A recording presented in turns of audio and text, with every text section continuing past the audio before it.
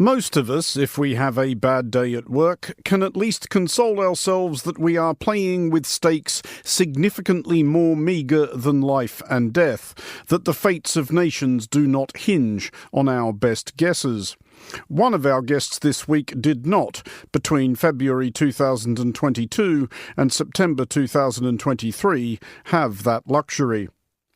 The annual Globsec Forum has been a fixture of the diplomatic and security conference circuit since 2005. This year's was different in one obvious respect. For the first time, it was held not in Bratislava, but in Prague, for reasons kind of related to Europe's internal ructions about Ukraine and other issues.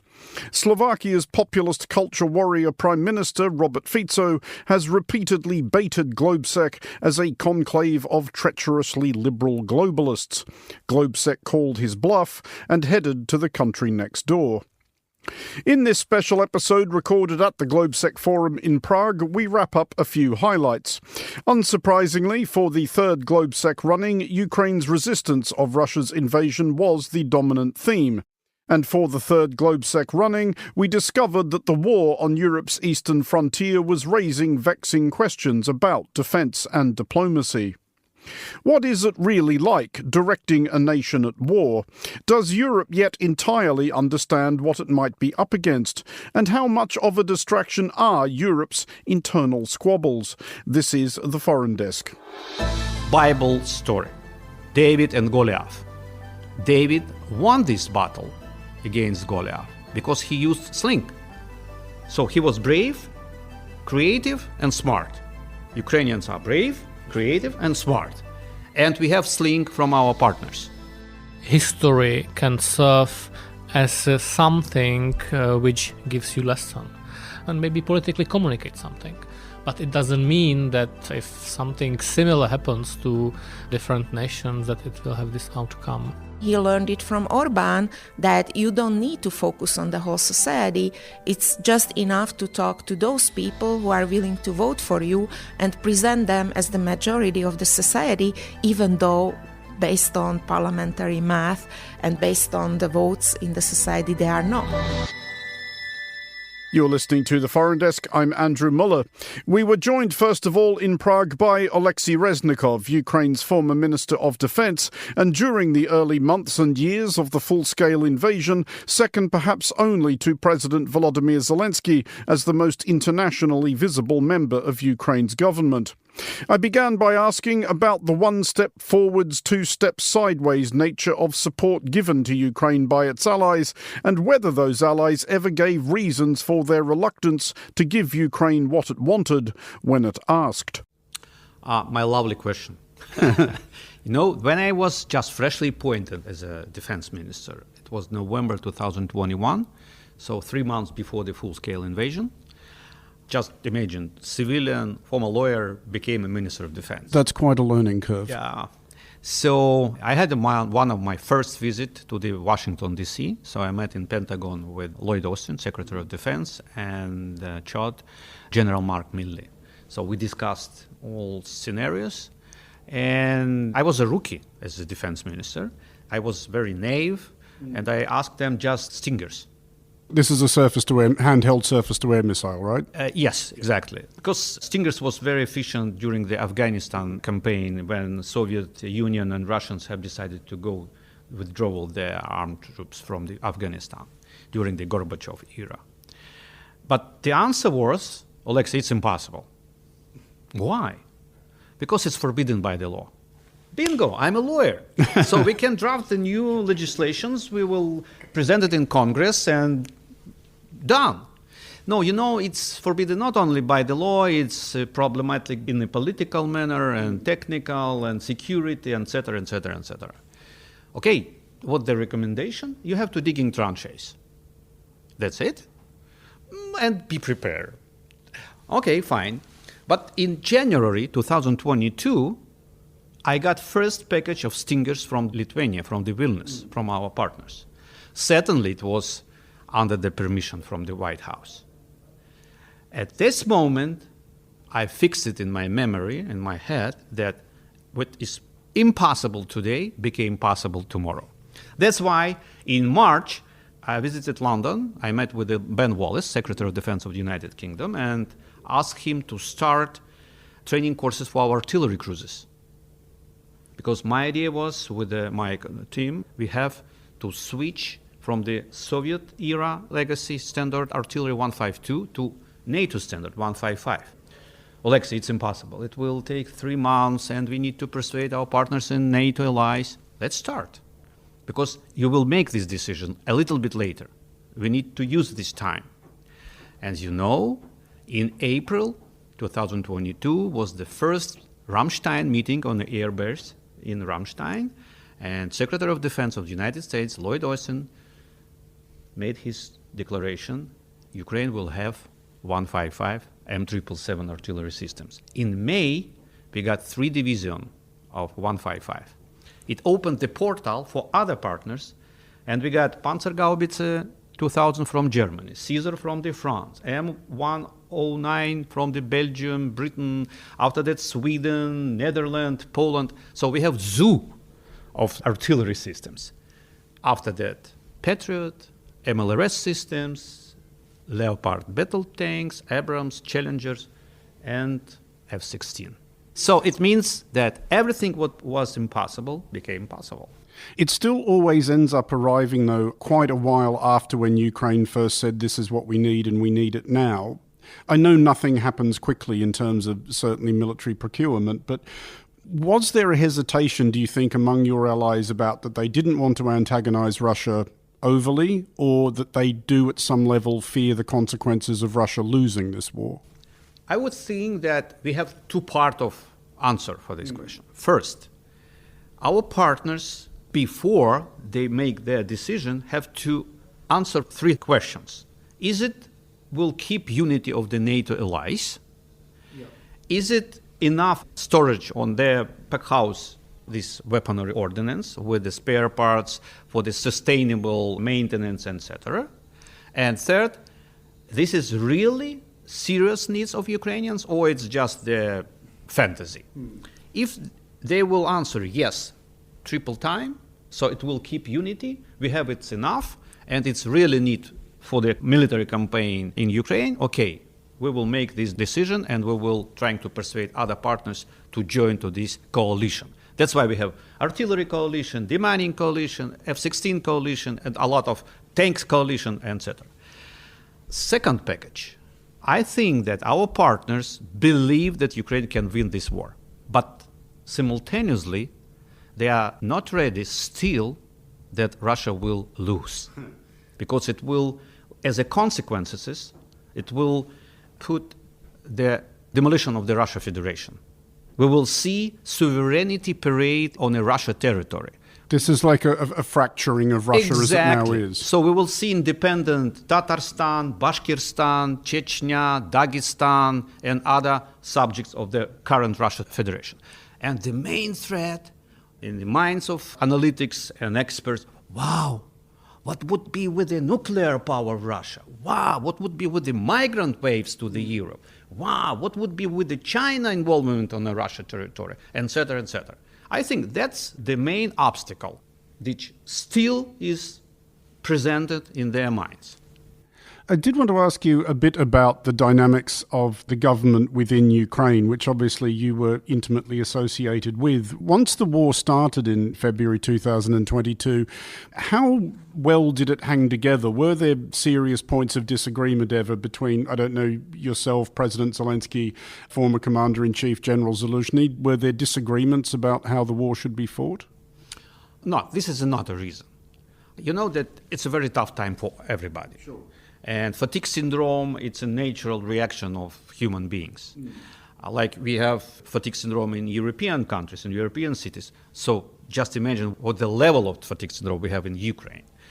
And if you are working 24 hours, 7 days, you sleep 2 hours, 2.5, you became exhausted. I know it's personally. So I'm still recharging my batteries, still. During the night, I wake up and think, oh, we need to do this, and this. I have to call to Australia, New Zealand, Japan, South Korea, America, Europe again. So jet lag, 24 hours. That's why I think it was the main reason of this decision to change. I would say that in the European and democratic standards, it sounds like a reshuffling of government. I would say it's a real example of reshuffling. And you see that General Syrski, as the chief commander, very, very sufficient also. Do you dare yet imagine when and how this war will end? Do you sort of think of it yourself now in terms of this may still go on for months, possibly even years? Normally, I answer my reaction what it will be on a Thursday. Seriously, I think that the conflict will continue because they will be our neighbor still. So I think that this conflict will finish when a regime in Russia will finish, when we will see new democratic country with the name Russia. Do you think that's actually a realistic possibility, Yes, though? after 10 years probably. Another decade from now? Yes, it will be a very long period for them, but they have no any chances because economically, politically, they're on a way down. I see it. I very tentatively read some declaration of their head of their national bank, central bank. Very open information that they have a problem with their finance. It means that they are on a way down. But can Ukraine fight this war by itself for another 10 years? I mean, Ukraine's a big country, but Russia's a bigger one. You know that the war, it's a math. The war, it's a war of resources. So we are fighting not alone. We have our partners behind us with the full resources of a civilized world. And manpower during the current war, it's not the main factor. Just one example. Russian fleet, Russian Navy forces. April 2022, in the Black Sea, we sunk their flagship cruiser Moskva. We used Neptune missiles, Ukrainian inventions, and right now we're using sea drones. And we pushed them more than 200 kilometers behind the line. It's allowed us to open grain corridor. So electronic warfare became the main factor at this war. So we have simultaneously conventional war and modern new war of the future. So robotic systems, AI, satellite pictures, and all types of drones. Okay, Bible story. David and Goliath. Mm-hmm. David won this battle against Goliath because he used sling. So he was brave, creative, and smart. Ukrainians are brave, creative, and smart. And we have sling from our partners. And in our garages, we provided our slings. All drones we provided in our garages. We have garage boom like Silicon Valley was many, many decades before. So I know everything about the aerial platforms, swimming, jumping, crawling, etc., etc. So that's why I'm absolutely sure that our win is absolutely realistic, not during the decades. I think it's a question of the year, but the conflict will continue. It will be a negotiation process. I just find that one phrase from the Kissinger era, constructive ambiguity. So Minsk agreement is constructive ambiguity result. Or Transnistria, Moldova, Taiwan. The same. Constructive ambiguity. Maybe it will be the chance to switch on the communication between Ukrainians and Russians, because this conflict will be on a decades. Because Ukrainians hate Russians. It's natural reaction. We were sure that they are our friends, so-called old brothers, especially after the Budapest Memorandum. Our reaction during the Budapest Memorandum was that, Russia will be our not only neighbor, they will protect us against the worst. But today, German Leopard fighting against Russians again. That was Oleksii Reznikov, former Minister of Defense of Ukraine. You're listening to The Foreign Desk.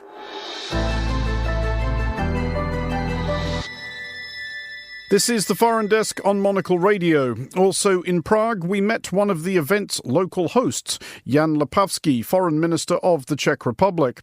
I began by referring to comments he made earlier this year regarding the EU and NATO needing what he called a coherent containment strategy where Russia is concerned. I asked the minister what that might mean in practical terms versus whatever it is we're doing now. In practical terms, to have a strategy to contain Russia means that we will stop doing ad hocism and solving issues like lack of ammunition shells or lack of anti-air defense, and then suddenly realizing that we have lost Africa to Wagner's groups, and then jumping to another issue of, I don't know, for example, hybrid threats. To have a strategy means that you define the goal. I say the goal should be to contain Russia in its internationally recognized borders, and it's not a new concept. It's a concept from the Cold War, when the containment of Soviet Union was a policy of Western allies quite well defined and adhered to. So I'm saying that we need to contain Russia, and of course not only militarily, it's also economical containment. It's also containment of those disinformations and other hybrid malign activities which are not helping to our societies to be united. Is it your sense then that even after 2.5 years of full-scale invasion of Ukraine by Russia, that Ukraine's allies are still reacting to developments rather than trying to direct them? Honestly, I don't like to be putting a lot of criticism publicly when speaking about allies and our common effort. I rather tend to focus on being positive in a sense to present new opportunities and options, what we are supposed to do to help Ukraine to stop the Russian invasion. We need to have this strategic discussion, and one of the results of the NATO summit in Washington was that we will have a debate on the strategy facing the Russian aggression in Europe. There is a lot of inner work, so it's not politically easy to achieve some kind of understanding what is the common goal. But honestly, for me to say publicly, okay, you should do this and this country should be giving more, I think it's not my role as the Minister of Foreign Affairs. But have you been having variations on those conversations at all with your opposite numbers in the country next door, i.e. Slovakia, which increasingly in recent times does seem to be taking a slightly different attitude? I think it's obvious that, for example, with Hungary and Slovakia, we have a lot of differences in narratives which frame our doings as a politicians. So yes, we have differences, but at the end of the day, we meet at NATO headquarters in Brussels on meetings of Foreign Affairs Council, and we do decisions. For example, EU already passed so many sanction packages with Slovakia, with Hungary. So even though I am not happy with many words which you can hear from those countries, on the other side we still have quite strong agreement in those both organizations, and I'm focusing to keep it that way. Because from an outside perspective, one of the curiosities of that divergence between how the Czech Republic has seen this and how Hungary and Slovakia have seen this is, of course, all three of those countries were invaded by Russia or the Soviet Union as it was at the time. 1956 and 1968 don't seem all that long ago, really. Is it remembered differently in the Czech Republic as opposed to in Slovakia or Hungary, do you think? That's a question of genuine curiosity from someone who's still trying to understand this part of Europe. I'm a historian and maybe a little bit of politology study, but honestly, I think history can serve as something which gives you lesson. History can serve something which will make easier for you to understand the current affairs and maybe politically communicate something. But it doesn't mean that if something similar happens to different nations that it will have this outcome for the current affairs. But here in Czechia, 1968 occupation by Russian tanks really serves as a memento what should not happen again. Have you thought yourself of taking an even harder line than the Czech Republic already has? I mean, I know you spoke at a pre-NATO summit meeting in Prague earlier this year. You described Russia and, as I quote, a brutal and twisted wannabe empire. You cited the murder of Jan Masaryk in 1948. Has there ever been any consideration at your ministry of abrogating diplomatic relations, throwing out the embassy, just deciding that Russia is a rogue state and we will no longer have anything to do with you? It might surprise to you, but I am a long-term advocate for keeping a relationship with Russia. And in Czech society, sometimes I have to explain why do I need to have an embassy in Moscow and why I think it's better to have a Russian embassy here back in Prague. Because even our relationship is, let's put it simply, frozen. In one word, we need to keep that red telephone line to have the opportunity sometimes to send messages in one or the other way and diplomatically be connected. Diplomacy is a network which should serve even for communication with someone where you absolutely strongly disagree. The calculation for that doesn't change even after, say, Czech police this year attributed those bombings of ammunition dumps in the Czech Republic in 2014 to the GRU. It happened already in 2021, and at the time we reduced the size of the Russian embassy from dozens of diplomats and administrative technical personnel to 7 diplomats and only 25 technical personnel. So we have limited the Russian presence. But, we understand the necessity to keep the diplomatic relations with Russia, and every state in the world keeps its diplomatic relations with Russia, obviously with the exception of Ukraine. But is there any direct contact still between your government and Russia's, whether it's with the embassy here or the foreign ministry in Moscow? I would not say that there is a direct contact between governments. It would mean that the government members are talking to each other, but on very low-level diplomatic rank, the context from time to time happens. Most usually, one or the other ambassador will be called to the respective ministries. I want to go back to the question of what more the EU and NATO and its allies could be doing in terms of that coherent strategy you were talking about. You also spoke relatively recently, and again I quote, of abandoning self-serving Western rhetoric of fear of escalation. And obviously this is something which has driven the Western response over the last 2.5 years. It's why it's been so 3 steps forward, 2 steps back, 5 steps sideways, this fear of escalating to a point that Russia might find intolerable. Is it your contention that those red lines either don't exist or should be completely ignored? Honestly, I would say that the Ukrainian offensive in Kursk region showed that those red lines are really not what the Russians are presenting them to be. But if those red lines are either so far away that they may as well not exist or actually don't exist, is that not an argument for NATO joining in directly? I think we have to be very careful when discussing this issue. NATO is a defensive alliance, and this is a principle to which we need to stick. And also the point is for Ukraine to defend itself from Russian aggression and to put Russia back to its internationally recognized borders. That's the ultimate goal.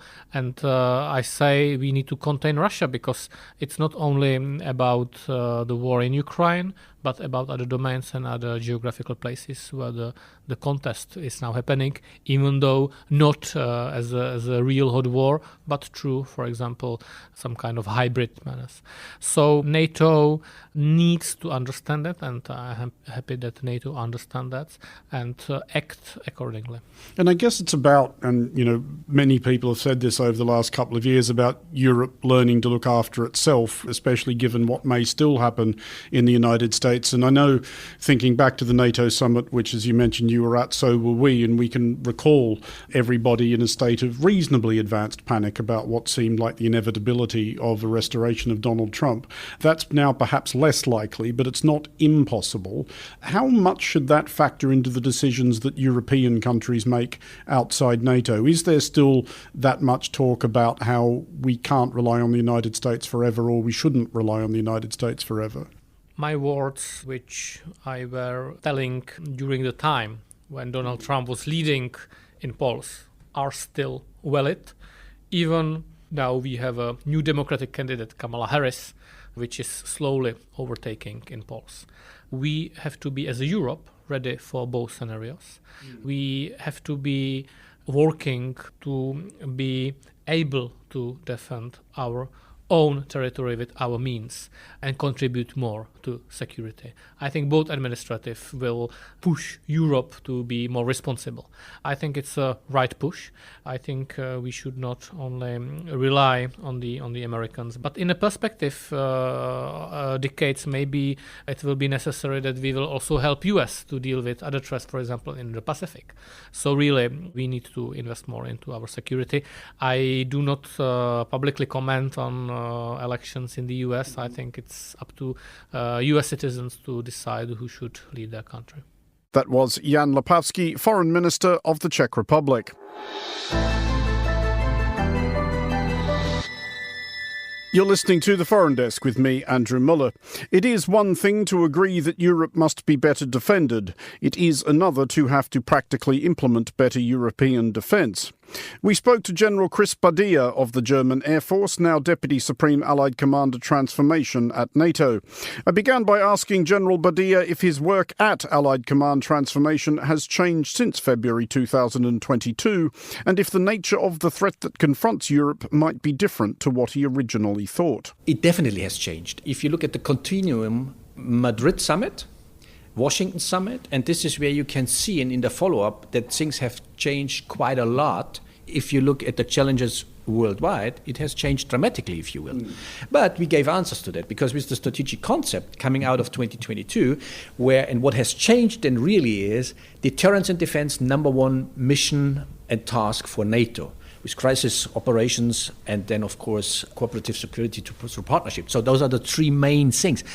So going from there, it really has changed because all the plans and all the concepts have changed. If you see how Europe is now set up in order to be defended, a new 360-degree approach to it, with regional plans being really now focused on regionality, regional areas, troops being assigned higher readiness, and all of that, and now it comes back to what Allied Command Transformation responsibility is, now doing with the new frame, if you will, strategic foresight, looking into the future, identifying what are the challenges we might face in the future throughout, and then you go for new capabilities, what we will need into the future and how do we develop that. And there you see it's completely new. But on that thought of new capabilities in particular, what are NATO militaries now thinking about in terms of equipment in particular, personnel as well, though, that they weren't thinking about 2.5 years ago?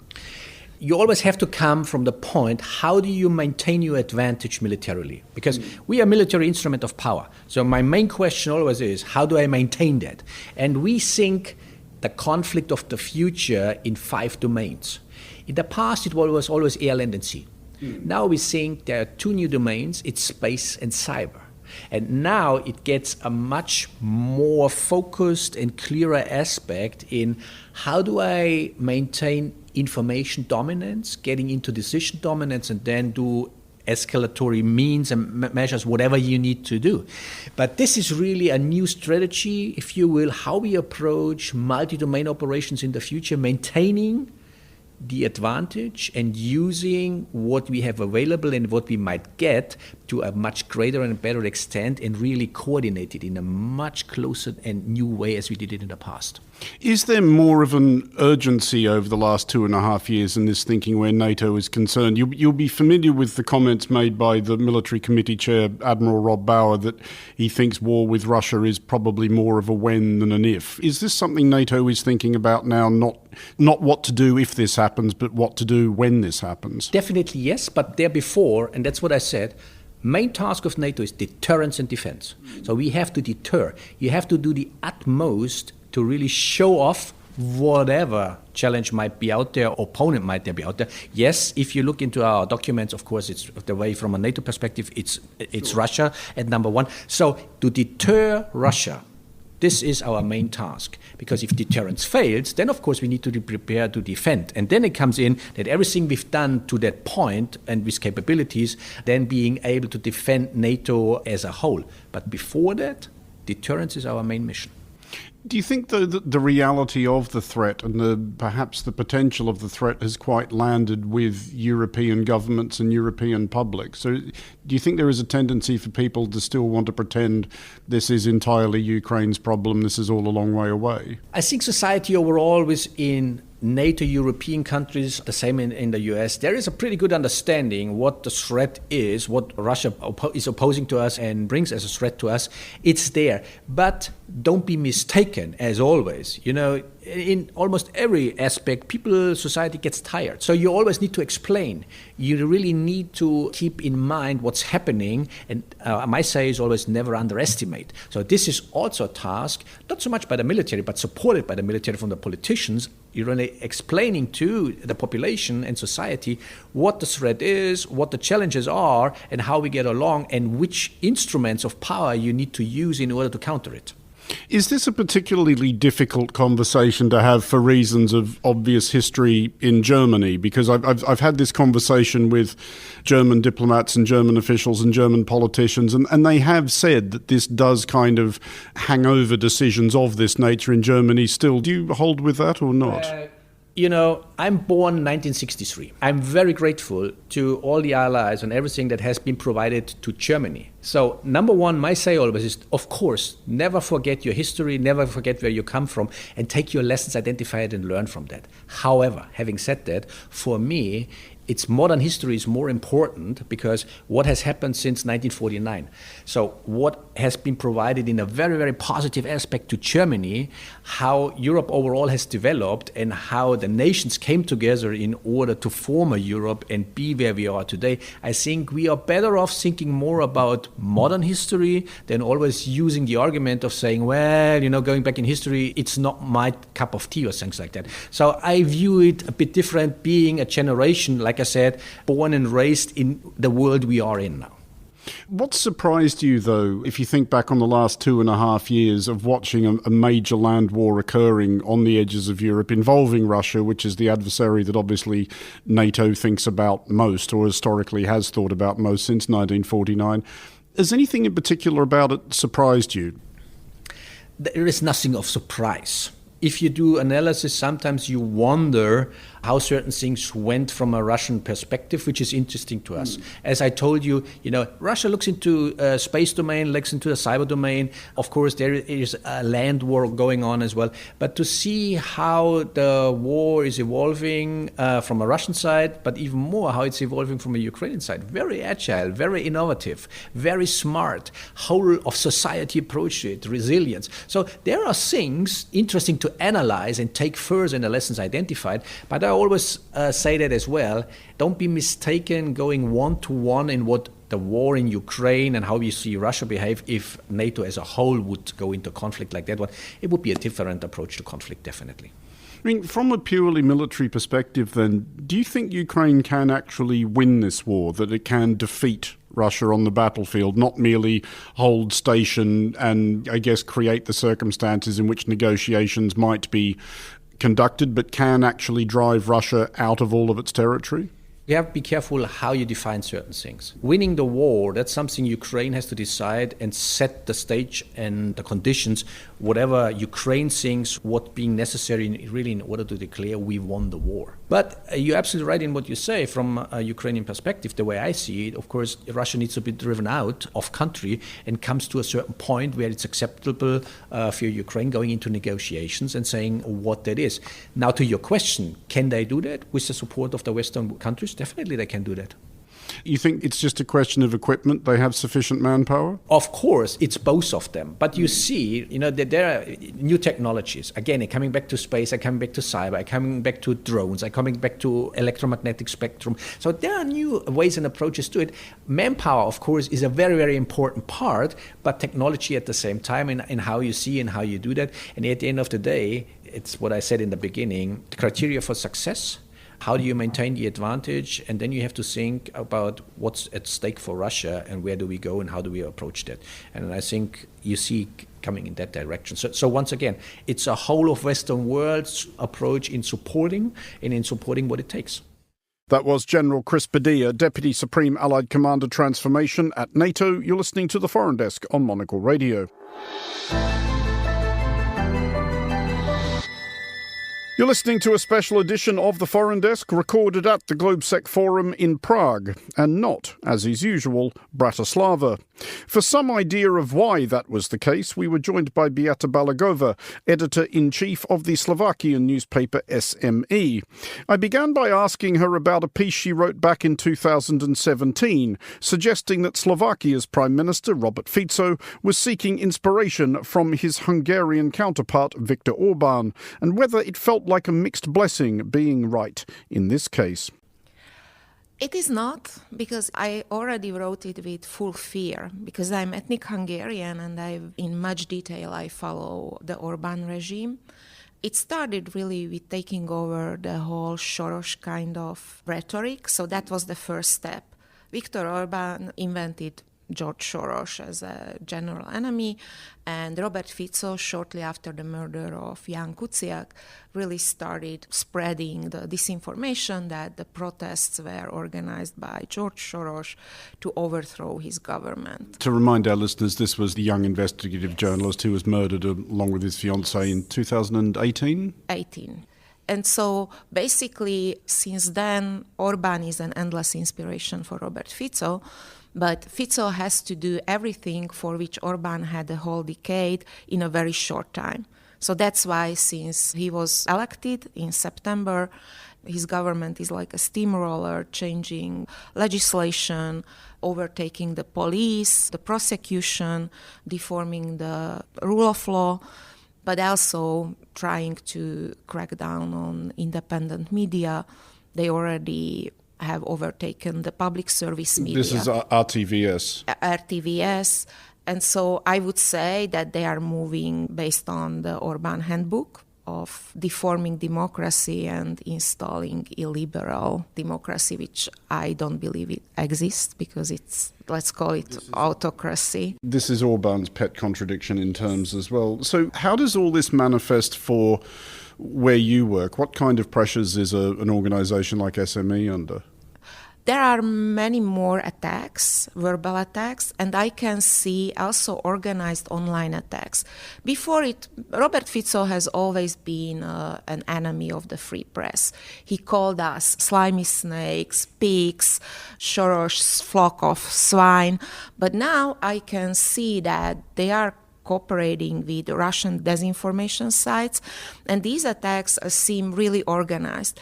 You know, if you get from different email addresses a very similar narrative in your mailbox and they call you, you know, like a curly pig, anti-state, enemy, and whore, and all kinds of bad names, but the formulations are very similar, so it cannot be accidental that you are receiving it. I have to say that attacks against female journalists has surged, and especially after the assassination of Robert Fico, that he survived, these attacks multiplied. And on a daily basis, I am getting emails telling me that I organized the shooting against Robert Fico and that we produced the assassin, and very similar attacks. I would mention one very peculiar but very characteristic online smear campaign that appeared. It is against the TEFI consortium.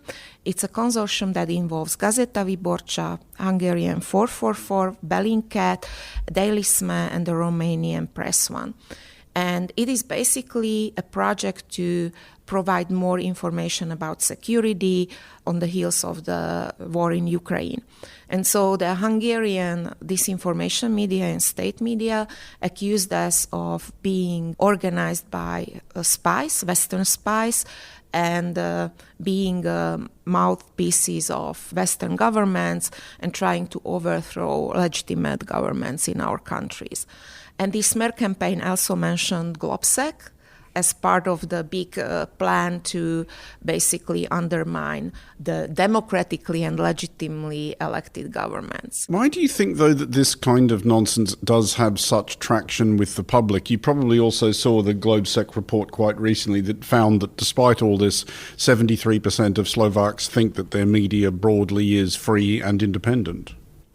Yes, but I think that we talk about one part of the society because Robert Fico, just like Viktor Orbán, don't talk to the whole society anymore. Sure. They only talk to one group of voters. And those are the voters who basically are from the gardens of extreme right. And that's how Robert Fico changed. He is no longer, a centrist or a social democrat.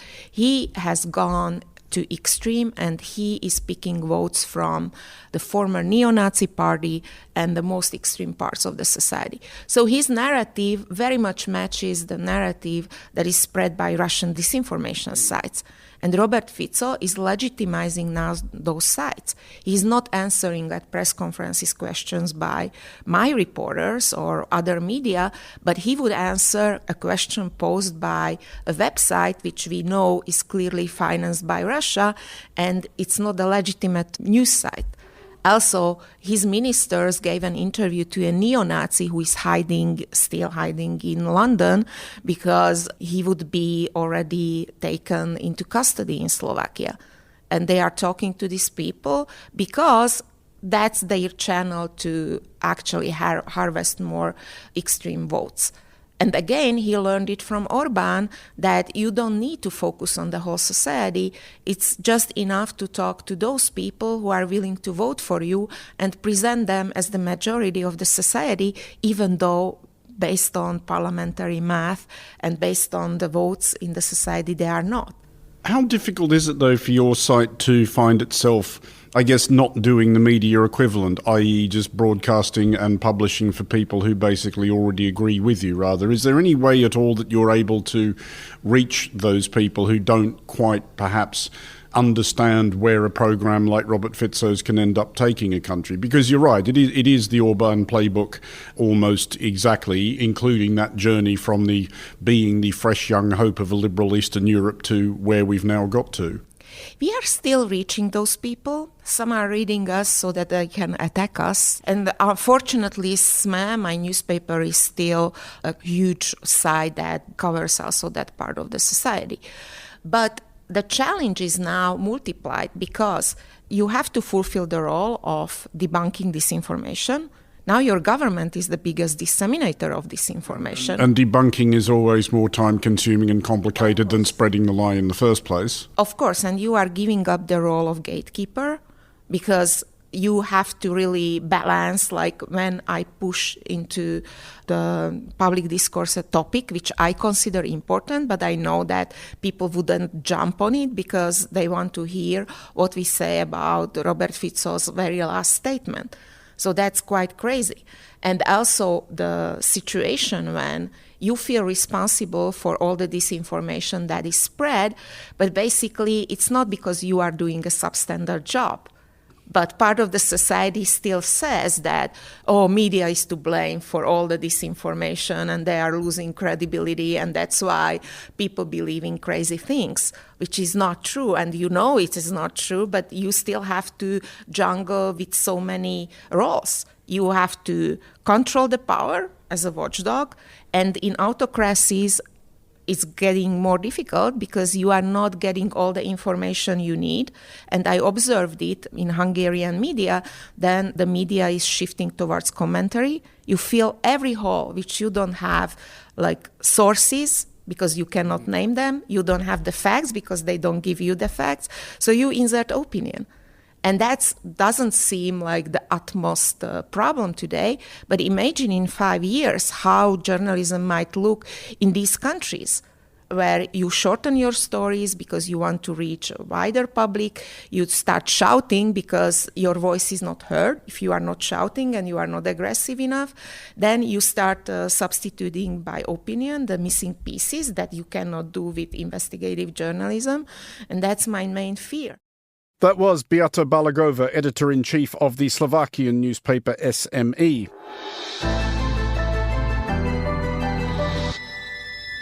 And that's it for this episode of The Foreign Desk. We'll be back next week, and look out for The Foreign Desk Explainer, available every Wednesday. The Foreign Desk was produced by Chris Chermak and Christy O'Grady. Christy also produces The Foreign Desk Explainer. Special thanks to Roger Hilton, Henrietta Kuniva, Alexandra Belova, and all the team at Globsec for their help with this episode. To contact the Foreign Desk team, you can email chris@cc@monocle.com, and don't forget to subscribe to Monocle magazine and our free daily email bulletins by heading to our website at monocle.com. From me, Andrew Muller, thanks very much for listening. Until next time, goodbye.